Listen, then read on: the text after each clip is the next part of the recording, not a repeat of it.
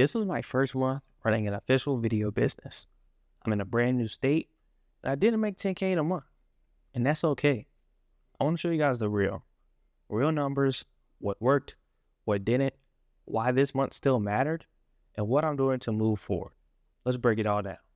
So to give you guys some context, I moved to Atlanta at the end of December and really got settled in around the beginning of January. I was originally in Columbus, Ohio, where I built up a pretty decent client base and was making some stable income. But moving to Atlanta, of course, is gonna bring new expectations, new prices, and all in all, just new systems that I had to build for my business. So expectations obviously had to change. But now that you know a little bit of the backstory, let's get into the numbers. First, let's talk about this month's income. My gross total income for the month was around $2,500. And of that, one of them was an editing gig and 4 of them were production shoots. Now, of course, just because I made $2,500 doesn't mean I gotta keep it all. With making a new business, a lot of business and operating expenses come into play. Things like filing for my new LLC, subscriptions, gear, and travel all come into play and take money out of the pot. So my net that I actually took home from that $2,500 was only around $1,200 to $1,300, which isn't bad because I stay at home and I live with my parents, so bills are at an all-time low to be an adult. Now let's talk about what actually brought in money this month. The first thing on the list being spec ads. I made a spec ad around the middle of the month for a company called Intake Breathing, a product that I use already in my day-to-day life, but I thought it would be a good idea to make a spec ad to get on my portfolio. Spec ad ended up reaching the company and they reached out to me with a paid project towards the end of the month, which brought in one of my first clients here in Atlanta. The second thing that worked well for me was relationships, and not relationships with clients, but relationships with other creatives. During my time in Atlanta before I moved to Ohio, I built a pretty solid relationship with a bunch of different creatives. And one of those relationships landed me one of my clients here in January. Videographer that I had a pretty good relationship recommended me for a project for a client that was looking for a videographer. And that ended up turning to another one of my paid projects and one of the biggest projects of the month for me. The last thing that I think worked really well for me this month was outreach. Not outreach to new clients, but outreach to previous people that I already knew before coming back to Atlanta. Like I said earlier, I lived here in Atlanta before I moved to Ohio, so I already had people who were waiting for me to come back. And as soon as I touched down, I capitalized on that opportunity, reached out to a whole bunch of different folks, and ended up landing a paid project from that outreach.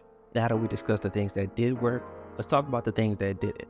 Well, the first thing on the list being, ironically, outreach. Now, not outreach to people that already know me, but outreach to brand new brands and businesses, or what they'll say, cold outreach. I sent 50 plus DMs and emails to a bunch of businesses across the Atlanta area and really got little to no responses from any of them. And the responses that I did get didn't really lock in anything or lead to any paid projects of any sort. Another thing that didn't necessarily work in my favor was my inconsistency when it came to actually promoting my video business. I hit the ground running in the beginning, making videos about my video business, collabing with my main page, and really getting it out there. But once I got everything really set in stone, I wouldn't say pulled back, but I kind of took my foot off the throttle with promoting my business. And I think that's going to be a big thing that I need to improve on next month to actually land more brand new clients. The last thing that I think that really didn't work well for me this month was my unrealistic expectations. As I've reiterated a couple different times during this video, I'm from Atlanta. So when I came back to Atlanta at the beginning of the month, I'm thinking I'm going to hit the ground running. I already know people, so I'm thinking I'm going to be able to come in and land paid shoots right off the bat. But that just didn't happen. We'll be putting in new systems, charging what I'm worth. A lot of my older clients fell through. And that's okay because you live and you learn. Speaking of lessons, here's the real lesson I learned this month. This month wasn't a failure just because I'm not pulling in 10K a month. This month was a month of growth, putting in together new systems, in a new state. Everything's not going to go as planned, and everything's not going to reach the highest of high expectations. It's about how you continue to work through all the newness, all the growth, all the growing pains of finding new clients, building new systems, getting and acquiring new gear, which is going to help me to eventually make this my full-time career. So that wraps up my full first official month running a video production business. There were some highs, there were some lows, but I showed you guys the real and everything in between. If you guys enjoyed this video and want to continue to follow me on my journey of making video production my full-time career, make sure you like, comment, and subscribe to the channel, and I'll see you guys in the next one.